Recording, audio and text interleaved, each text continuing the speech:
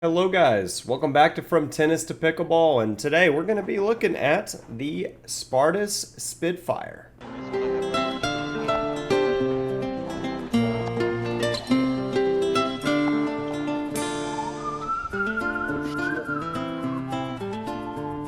Now, for you guys who may or may not have heard about this paddle, it's been going around the internet quite a bit here lately because one, it is only $100, which nowadays new paddles that are good are not usually this cheap. I would say the latest cheap, cheap price paddle we've got that's performed at high level is probably like the Aura Pro or maybe the Luz Glider, which I haven't had a chance to play with it yet. But to my knowledge, that's more of a all-court paddle. This is a power paddle, and I'm gonna be frank with you guys. It is very good. I would have not guessed this is $100. Now, other key features of this paddle, it is a enhanced grip paddle, so it's gonna last longer than your standard, carbon fiber grip, but it is also excessively spinny. If you guys haven't seen my Owl Talon X review, I wouldn't say it's as spinny as that, but it's pretty close. But it is a very good paddle. I brought this into a tournament recently, and just to see how it is, and man, it is just such a good paddle. Now, we're going to go over the different aspects of it, what I think is good, what I think is bad, so you guys can decide to get it, but just to give you a quick recommendation just off the bat. If you have $100 and you're looking to get a new paddle, whether you're new or experienced, this is a fantastic paddle. But we are going to go into details, so let's get into it. And as always, if you guys do enjoy the content, let me know by dropping a like, subscribe to the channel for more content, and yeah, let me know what paddle you guys would like to see in the next video. Now, first thing to go over is going to be dinks, because I know a lot of people just love to dink. So the thing about this paddle, despite it being a power paddle, it is an insanely predictable paddle as to when you hit the ball. Like, the feel is fantastic. Now, to put it I really don't know how to describe it as far as dwell time goes. I wouldn't say it dwells per se, but when you hit it, that response, it almost feels like this paddle is like an extension of your arm. Like, it legit feels like your hand could be directly behind the paddle pushing it. And it's nice. It is insanely predictable. In fact, it's so predictable that I got this the day before the tournament I just played, hit with it for the first time, and I brought it into that tournament with confidence. And did pretty well in the tournament. We didn't lose. I'm not going to go over the whole details. We didn't win. I'm not going to go over the full details of that tournament. But didn't lose because of this paddle. It is very, very, very predictable on dinks. You can get good spin. It is very light. So if you guys who want a little more, mass, you're probably going to have to use some tape. But it's very light, and the response is super predictable. So for dinks, I think it's great, whether you're just pushing it, spinning it, slicing it, whatever. Fantastic for dinks. Let's talk about the power of this paddle. So, is it top tier? I don't know. It's got a unique feel to it. So, some paddles you have what people call dwell time, where it feels like it stays on the paddle. It doesn't really feel like that to me. However, the feel is still good. It still feels consistent. But dwell time, I guess, I don't know. I would say it's not very high, but regardless, the power is still really good, really generous. Like, if you're just swinging with this thing, and I think it may be due to the lightweightness of it, but it is very generous. So if you're going for drives, passing shots, you're playing singles, I don't think you're ever going to blame this paddle on power and be like, I need to switch to such and such other power paddle. I think this is going to be enough for you. I just think it's really going to come down to feel preference. I think this feels good, but somebody else might not. I mean, I think it's all preference. I think it's got a soft touch without it feeling like it's not jarring at all in your hand either. So the feel is really good, but it doesn't feel like it dwells at all. So I don't know. It's strange. It's a really unique feel. I don't know how to describe it other than just a good feel. And the results off the paddle face are super, super consistent. So for drives, I like it. I feel like it just goes right where I want it to go almost every time. But again, might not be for everybody. Let's talk about drops. I think drops are insanely good. due to the spinny nature of this paddle. Now, it's honestly, in my experience, the last few days that I've played with this thing, I've very rarely had a drop that was taken out of the air. Most of them have dropped short enough. Like, I don't know how to put it, man. Like, I'm not even aiming low on these drops. I'm not even aiming short per se. I'm just doing my normal swing, which is already a top spin drop, but because it's so spinny, it makes them dip just a little bit extra, but it's not so excessive that you need to adjust your swing a whole bunch. So the ball does drop in pretty quickly. And if you do make it more of like, I think the term is drip, where it's like a drive drop, easily can do that with this paddle because of the amount of spin.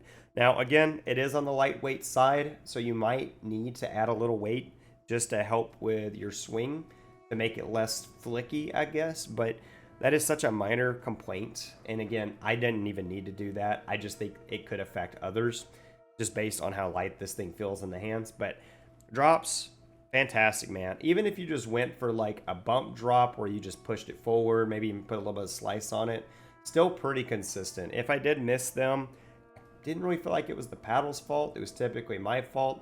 And really, if you just hit top spin drops, man, this thing is fantastic, dude. Like, you're rarely gonna miss one, in my opinion. Now let's talk about fast hands. So because this thing is so light, it is very maneuverable, okay? And that is, honestly, I think a huge strength of this thing. And it is really good on pop. We'll go over that here in a minute. But fast hands at the net, I don't think you're gonna have any problems with this. Now, this is an elongated paddle. So normally, you know, they may seem a little bit harder to control because, you know, hybrids and wide bodies are typically better. But because, like I said, the lightness, you're not gonna have any problems with this in fast hand exchanges.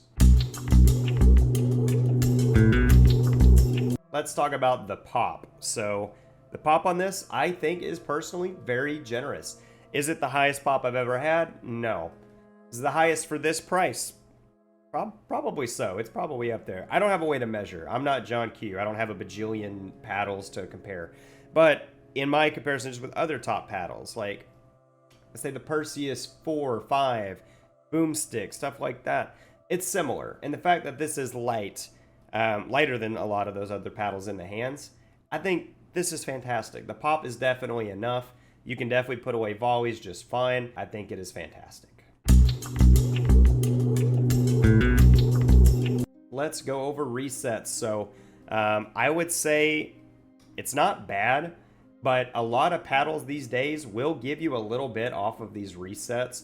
This one does not give you quite as much. And to kind of make that make sense, if the ball is at your feet, like say somebody hits an overhead or a hard shot at your feet, you can't really just kind of put the paddle there and just, you know, slightly push on it. I feel like you still have to push a little bit back to make that ball reset. Again, it feels really good. Like, it still feels predictable, but like if you're relying on the paddle to do the work on resets, it doesn't feel like that it's gonna do that for you. I feel like you got to put in your own effort. If you're using, like, let's say like a Boomstick or something, or maybe like a Perseus or whatever, I feel like those will give you a little bit of leeway on resets as long as you just get your paddle there. This one, I don't feel like it does that. Again, not bad per se, just different. Once you get used to it, it's not bad. It's still good. And again, it's predictable, but you just got to get used to that. It's different, but it's good. Now, serves and returns, I would say, are both pretty good. Because of the spin nature of the paddle and the lightweight of it, as long as you aim for top spin, I think it's pretty fantastic. Now, slice returns, which is something I like to do in my game, while it is possible to do with this, I found myself making more mistakes, and I think it's just due to the lightweight nature of the paddle. If I had a little more, you know, mass maybe up here, or, you know, somewhere around there, maybe middle-ish, slice would probably feel a little bit better. But because of the lightweight nature of it, I felt like it was more consistent just do a top spin return, but it was consistent when I did do that. So if you are a big slicer and you plan on getting this paddle, I would highly recommend adding some weight to it, just so the paddle face goes through the ball just a little bit more. Now, durability for this paddle, obviously it's pretty new, so I can't really give a proper update on that. But to give y'all kind of like what the technology is, they call it Permagrit Nano. It is supposed to be a long-lasting grit. Now, I have watched John Q's video. If y'all haven't seen it, I will put it in the description. But after his ball test, they put this at a tier 3 out of like the 4 tiers, 4 being the worst, being like carbon fiber, 1 being the best, being like the 1160 Hexagrit. They put this at a 3. Now, after my tournaments that I played, I don't notice any difference on this at all. After the few sessions I've played as well, no difference, front or back side. And I can drive the ball pretty hard, forehand and backhand. I do emphasize spin quite a bit as well. I will notice, I've noticed a lot more like texture, not texture, but like part of the ball in this. I don't think you're going to be able to see it on the camera, but like there are little bits of chunks and whatnot in there, and little white dots. I don't know if that's like scuffs from the grit missing, or if that's part of the ball. Been using lifetime balls, so I don't know.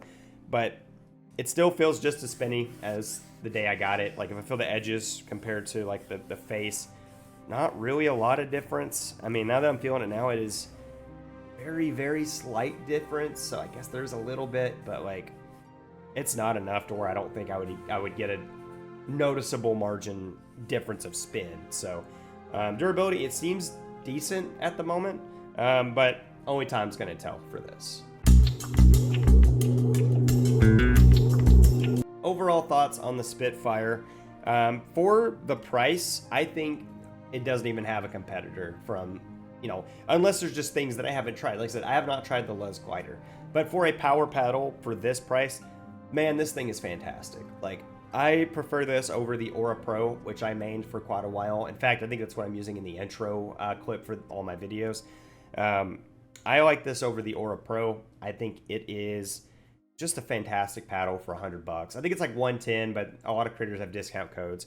I do not have a discount code, so unfortunately, I cannot get any credit for this review. But it is a fantastic paddle. Now, if you're new, experienced, advanced, I think anybody can get benefit out of this paddle. It is just so freaking fantastic. I was just blown away by what it can do, because it is a power paddle. It does hit hard.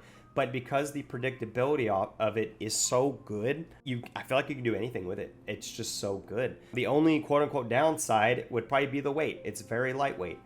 I personally like that. I have a very topspin, wrist flicky type of, ground stroke and whatnot. Weight will probably fix that for you if you want something a little more head stable. But even without that, I never had any stability issues. I never got pushed back on balls. Just an overall great paddle. Now, if you were going to choose this over, like, let's say a boomstick or something like that, I still like the boomstick a little bit better, just for the predictability and like the help with like certain shots, like resets and stuff like that.